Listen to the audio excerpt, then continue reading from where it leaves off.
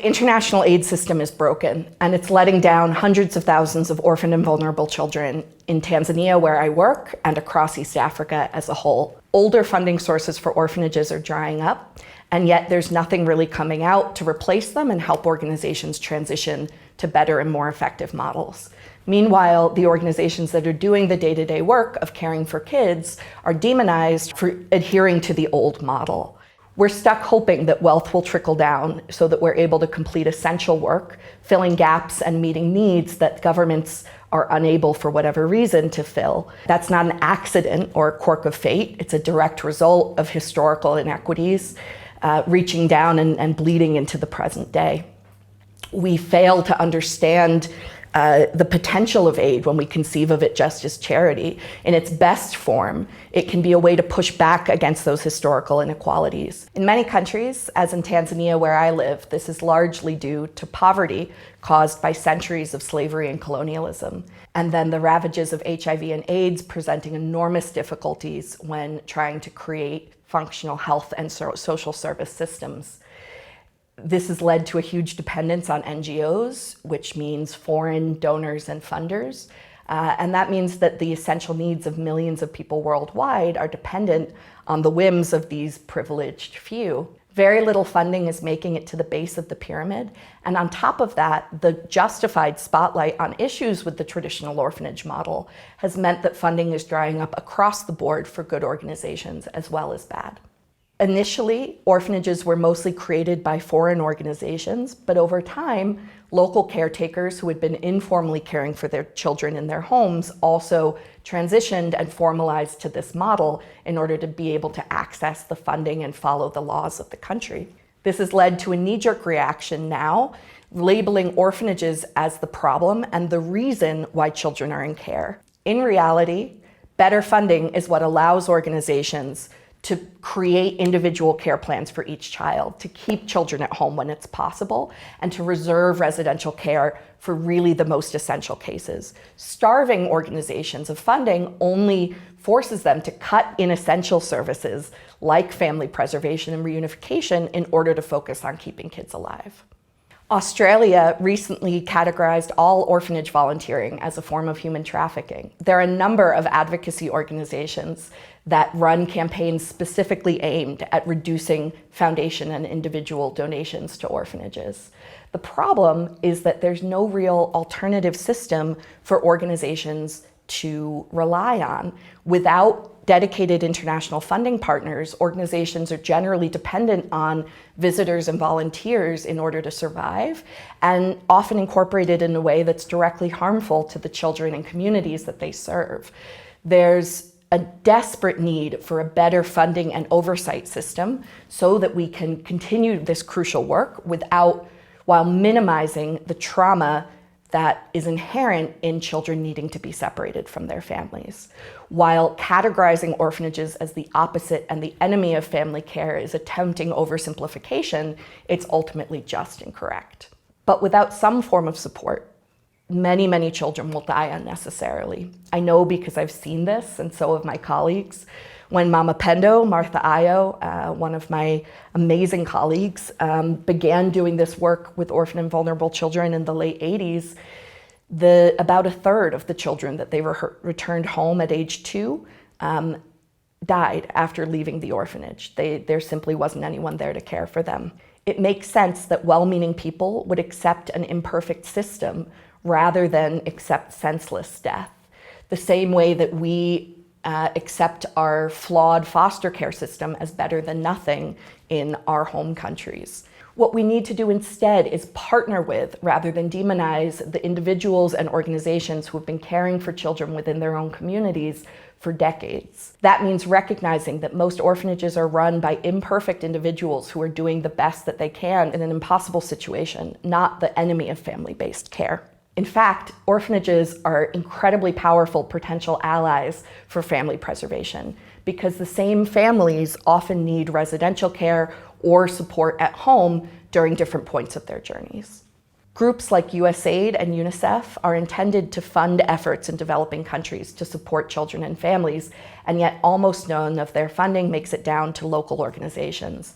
The vast majority ends up going to small, temporary organizations that pop up in order to take advantage of these funding opportunities. Even applying takes the use of several databases, a bunch of different phone calls, and generally is just not feasible for people without dedicated funding staff. Meanwhile, the local organizations with the community connections needed to make a long-term impact are left wondering where their next meal is coming from.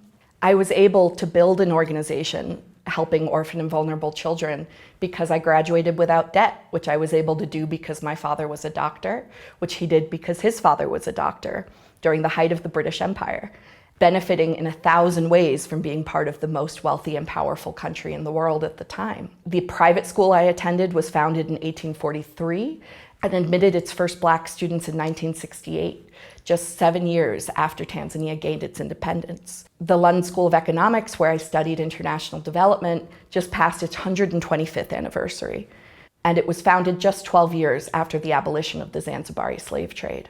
Every year, those schools and their students have accumulated more wealth and power, the same time as the community that I currently serve was living under colonialism and unable to generate even the most minimal intergenerational wealth. Every layer is undergirded by another layer, and racism and history visibly shape everyone. I worry that we're repeating the same mistake by demonizing grassroots organizations for adapting models that we ourselves created. I'm not perfect and our organization isn't perfect, but I believe that we've built a structure that empowers our incredible local team to do the work and care for the children in their communities in the way that they are so well equipped to do. 100% of our paid program staff and leadership are Tanzanian, and the entire organization is built on the vision of an incredible woman called Mama Pendo, Martha Ayo, who has been doing this work since before I was born. International staff work primarily on funding and administrative support, making it possible for our incredible team to change lives. Our job is to turn goals into plans, create the admin and financial structure needed to support those plans, and then get out of the way. Our team does in-depth assessments for each family and child in order to figure out how to best support them, while ideally keeping them home whenever possible. We provide microgrants and loans, agricultural trainings, and business classes in order to help families create sustainable businesses. However, there are cases where even after every option has been exhausted, there is no safe place for a child to live except for in the center. In those cases, sometimes children will be admitted to our children's village, which is a group of small family-style homes run according to best practices in the field. With ongoing support, a number of those children can be returned to family members later once they've either gotten older or when this family has been able to stabilize. With the support of our family preservation and reunification programs, we're able to get more than half of children who enter as babies home with their families by age 5, and altogether about 75% of our kids were able to get home by secondary school. This leaves residential care really reserved as a last resort option for children who've been abused, neglected through extreme trauma, and have nowhere else to safely live.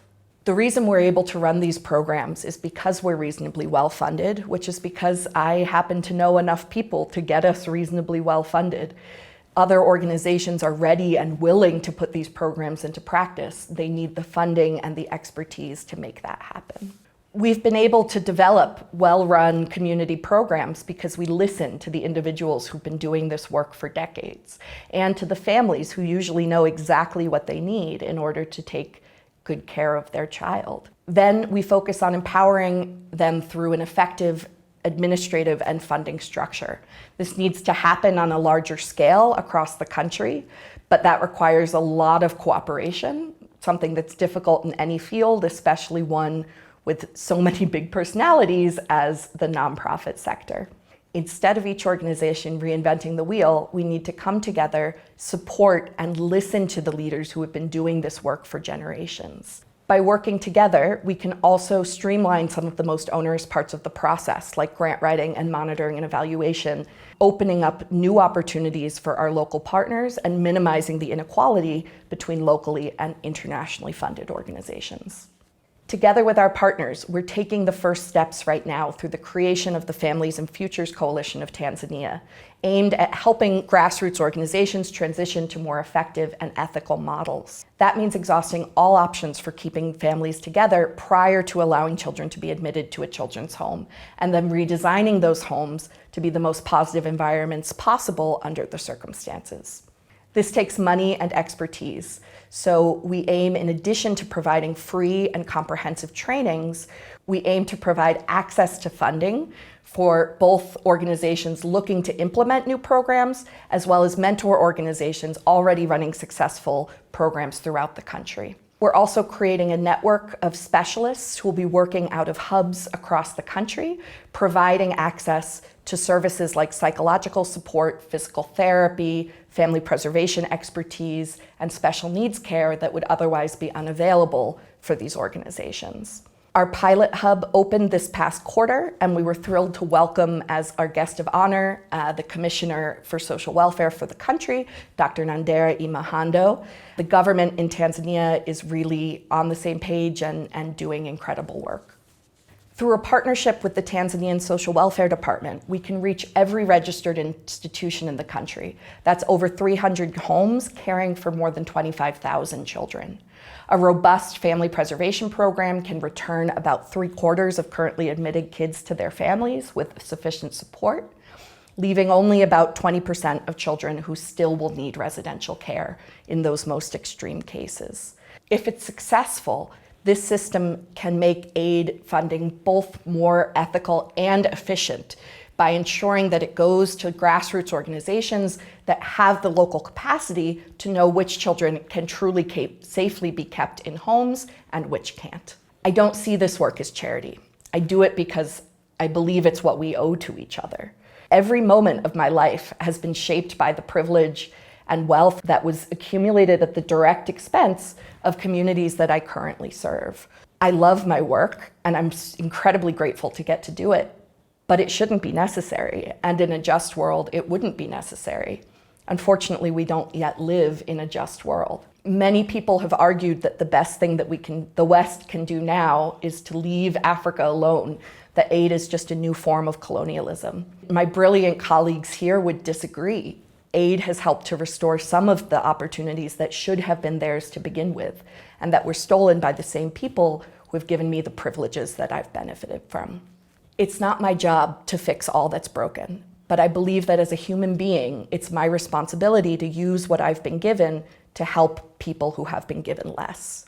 I can't save anyone, but my team can build ladders to help our clients to climb out of poverty on their own. The best thing I can do is provide support for the incredible individuals across the country who are doing such amazing work for children in need. That is my role, and I believe that that's the role of anybody with the ability to affect change through giving. Doing better is all of our responsibility, and we owe it to each other.